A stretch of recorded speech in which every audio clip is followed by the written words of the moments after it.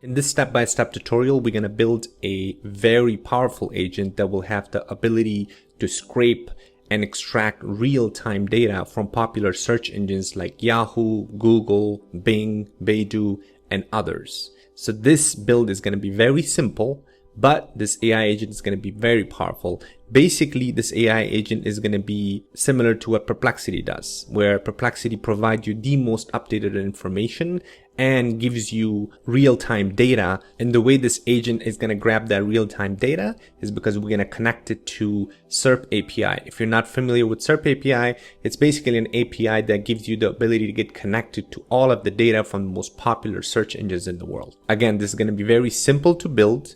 But this would be a good introductory video on how to build AI agents with n8n.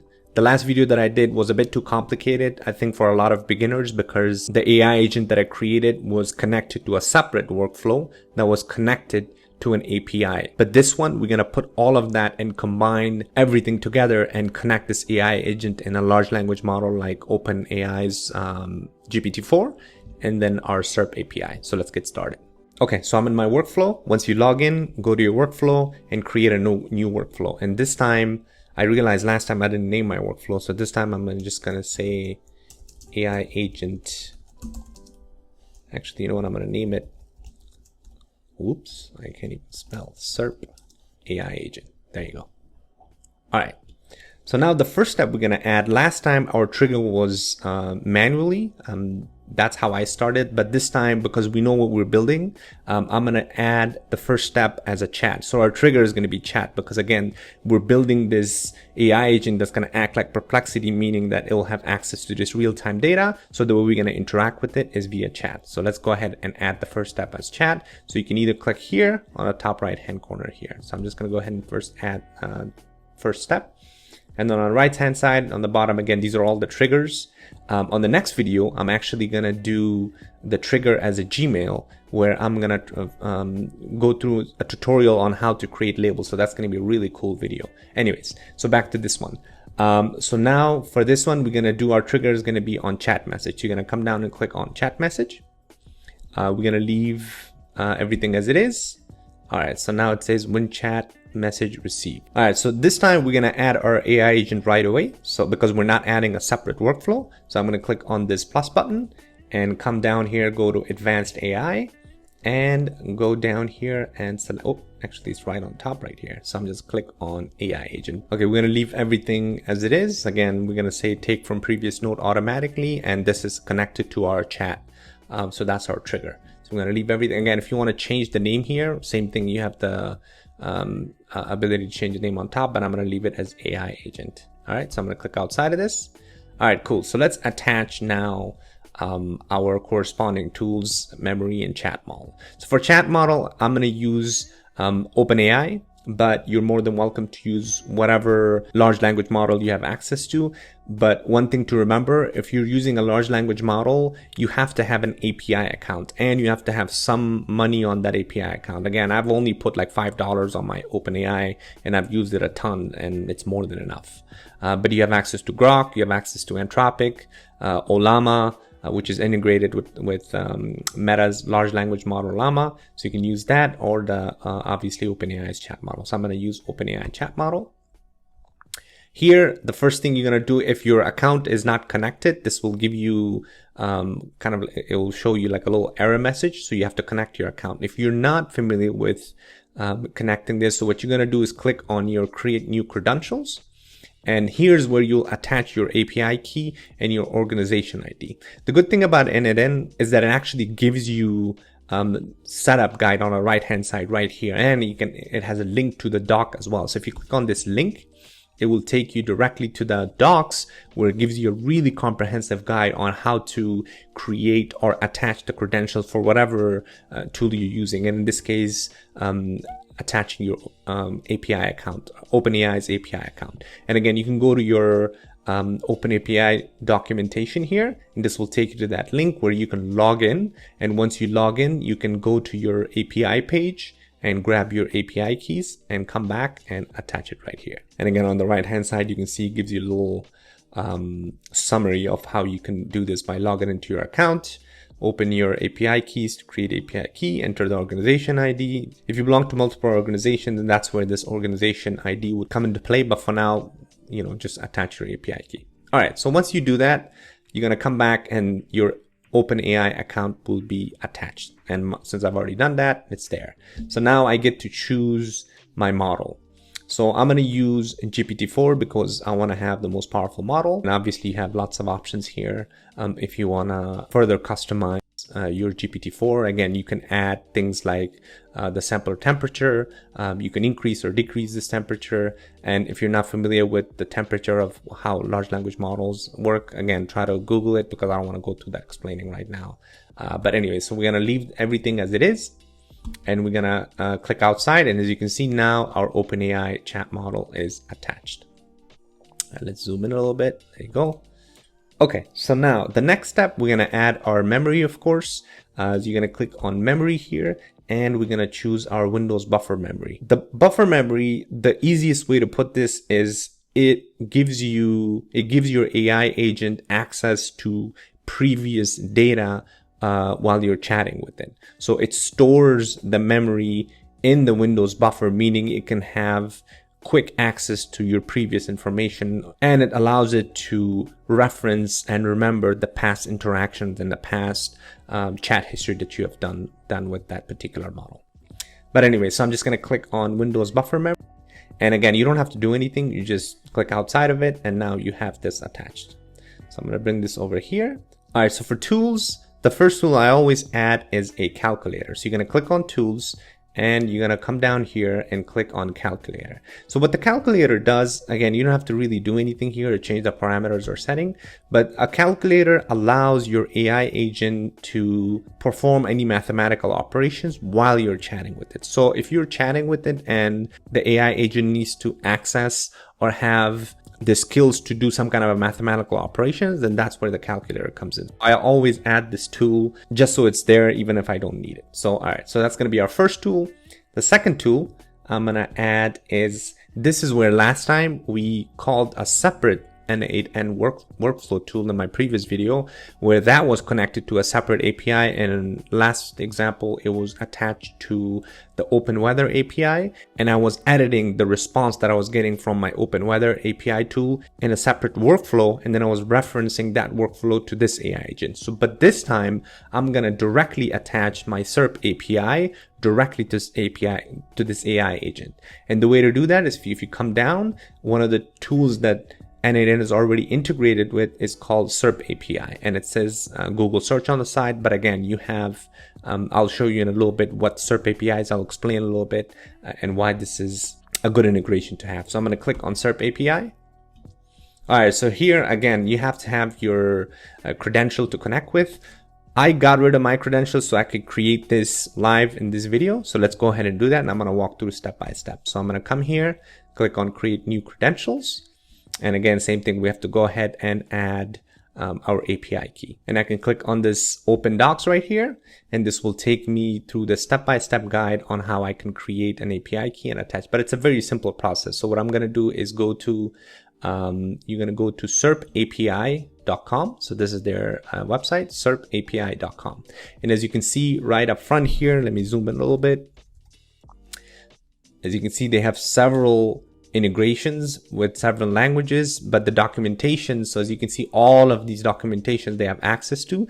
Things like, obviously most of it is Google related, because they have access, since Google being the largest search engine in the world, they have all these APIs that they have access to, but they have access to things like Baidu, Bing, DuckDuckGo, Yahoo, eBay, YouTube, Walmart, I mean even Home Depot. But anyways, this just shows you that this has a huge amount of knowledge that this Serp API has access to, and therefore once you connect the Serp API to an AI agent, that's why I was mentioning in the introduction of this video that you're essentially creating a Perplexity, meaning that you will have the most updated information because it's all coming from these popular search engines. And the beauty about Serp API is that it's not limited to pre-trained data that a lot of these large language models like ChatGPT or even Perplexity and Llama are all trained upon, because obviously they have to be trained on a base model. And sometimes in the case of ChatGPT, for example, that data is limited to a certain amount of time. And I know they say they have access to the internet, but the information that you get from ChatGPT, for example, on things that require access to real-time information from the internet is unfortunately not accurate all the time. So that's why things like Serp API becomes so relevant. And another advantage of having your agent access the or get connected to Serp API is not only does it provide you the most real data, but it also has access to data like organic searches or paid ads that Google or these other search engines already run, right? So that's what makes it very, very different compared to these existing pre-trained large language models. All right, so that's a little bit about Serp API. So let's go ahead and register for our account. So I'm going to click on register. All right, I'm just going to sign up with Google. All right, I'm going to click on sign up with Google. I'm going to give it access to my account. It's good to go. All right, I'm signed in. So let's go ahead and subscribe. So they have several, I forgot to mention about their pricing. Okay, so they have several plans. Right now, I'm on the free plan, and that's all you need, to be honest. But just quickly, so here are their different plans they have available. So if you want to, if you are doing 5,000 searches a month, then you're going to get on developer, production, big data. But the free account gives you 100 searches a month. And in our case, that's good enough because I'm just building this AI agent for this demo purposes anyway. But go ahead and sign up for your free account. And so when you come here, just make sure you're clicking on that free plan, and I'm going to click on subscribe. Let's go ahead and do, this thing is so annoying. All right, I need to verify my email. All right, confirm email. Email has been confirmed, sweet. Oh, I forgot, we need to verify the phone. So I'm just gonna add a phone number here and verify this. All right, so now I have my account. I don't know why I'm so zoomed in here. There you go. All right, so now I am in my account, and as you can see on the top here, it says your planned usage for this month, 100 searches. So, and the left-hand side, again, I don't even have to add a credit card, so that's good to go. Okay, so now let's go ahead and grab our API key. So you're gonna come on the left-hand side here and click on API key. And here's my API key. You can always regenerate an API key, which is what I'm gonna do, because after this video, I'm gonna delete this and regenerate it, and you should do that too. Don't share your API keys with anybody. So I'm gonna go ahead and copy this API key, and we're gonna come back to our n8n account and paste it right here. And click on save. It says credentials successfully created. All right, cool. So we got connected. You can add properties. So for example, if you want to specify this to the results to a country, to a device, or you can have an explicit array that you want to add. So all of that option is available for you. Like I said, you can do it even with the country. So like if you want to have, you limit the search results just to US or some other country, you could do that. And again, this gives you that optionality that things like ChatGPT or other large language models don't have, right? Because they're trained on massive amounts of data that are not specific. But with connecting to Serp API, you can actually limit to different options, and you can add these things like, and even you can actually limit it to a Google domain, right? So if you only want to have access to google.com's search results, you can specify that and have it just be Google domain. And if you want to, for example, have it in the US or just explicitly train it for English, you can add all these parameters that will give you more of specific data that you're looking for, right? So then this is what makes this AI agent so great, because you can add all these parameters that normally you're not capable of if you're just using things like Perplexity or ChatGPT or Anthropic. So for now, I'm just gonna leave it as it is. Let's just get rid of these and let's test it out. Then we can always come back and test it later on to see if we can limit it to a certain country. All right, so we're good to go here. Let's go ahead and test this. I'm gonna come and save this here. It's always good to save. Okay, so let's go ahead and test this. I'm going to click on chat here. So for the prompt, I'm going to try to use something, a prompt, or ask it something that's going to be relevant to the most updated information that a search result will have access to versus things like ChatGPT, right? Okay, so let's say, what are the best restaurants? Actually, what are the top rated restaurants in San Francisco, let's say. So this should be able to pull up the most recent rated restaurants, right? Because it should have access to Google's search results and all these other search engines that will provide the most updated information. All right, there you go. So it provided the top restaurants. And to be honest, I kind of agree with this because, you know, I live near San Francisco, so these restaurants are very popular. And as you can see, you know, this gives it on the right hand side, this gives you that log. So initially the AI agent went and updated the Windows buffer memory, used OpenAI chat model, and used Serp API, right? And the response, as you can see, came from Serp API, and it updated, or it used ChatGPT and updated the memory again. So as you can see, this gives you really up-to-date information that something like a ChatGPT won't have, right? So let's go ahead and see maybe today's weather. That's a good way to check too. What is the weather like today in San Francisco? And I can confirm this on my phone to make sure that it is accurate. So it says 65 degrees. Yep, it's 65 degrees. Perfect. All right. So, all right. Well, hopefully this gave you an idea of how to build this simple AI agent. And as you can see, it even though is very simple to build, but you can tell that it's very, very powerful because essentially you create your own local perplexity. And again, if you want to customize this, so let's say you want to add, like I mentioned before, the country. So if you want to only limit it to, for example, let's say, I don't know, this time I want to limit it to Canada, right? You can do limited to Google domain, to google.com, and you can use, or you can use some other domain, other Google's domains. So let's go ahead and do that and see what we get this time. So this time, if I ask it, so let's save this. Let's go back to chat. Okay, so now let's ask it, what are the most famous, what are the top rated restaurants in Toronto this month? All right, so let's try that. And again, we're specifying the time because it should be able to have access to that information via the search engines that it's connected to. All right, perfect. There you go. So it provided that information. So now let's test this to see if it's going to give me the information related to a city in the US, for example, right? So let's go ahead and copy this and paste it.